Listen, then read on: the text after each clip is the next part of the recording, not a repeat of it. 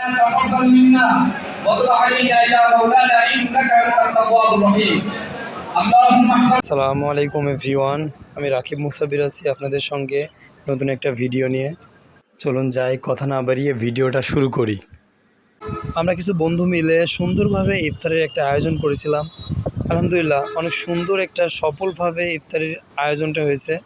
গড়াই নদীর তীরে নৌকার উপরে বসে ইফতারের মুহূর্তটা ছিল অসাধারণ। আমাদের বাস্তব জীবনে আদায় করতে পারি সেই প্রচেষ্টা আমাদেরকে অব্যাহত রাখতে হবে। আজকে যদি এই পবিত্র মাহে রমজান আমাদের কাছ থেকে বিদায় নিয়ে চলে যায় আর আমরা যদি কোনো কিছু এখান থেকে গ্রহণ করতে না পারি, কোনো শিক্ষা নিতে না পারি, তাহলে এই রমজান মাস এসে আমাদের জীবনের, আমাদের চরিত্রের, আমাদের সমাজের কোনো পরিবর্তন হবে না।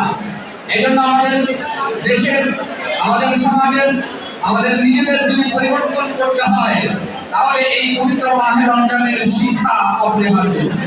আর এই শিক্ষা যদি আমরা এখনই নিতে পারি, সামনে যে কয়টা দিন আছে এই কয়টা দিনে যদি আমরা এটার বাস্তব কাজে লাগাইতে পারি তাহলে আমরা সফল হব।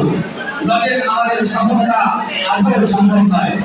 আমরা দেখেছি এবারের সময় যে ছাত্র জনতা যেভাবে এই দেশকে অক্ষুণ্ণ রাখার জন্য তারা প্রচেষ্টা চালিয়েছে এবং এই ফেসিবাদী অবস্থা থেকে এই দেশকে সুন্দরভাবে একটা সুন্দর বাংলাদেশ গড়ার প্রত্যয় নিয়ে তারা যে কাজ করে যাচ্ছে, আমরা আমাদের এই অংশগ্রহণকে আমরা সাধুবাদ জানাই।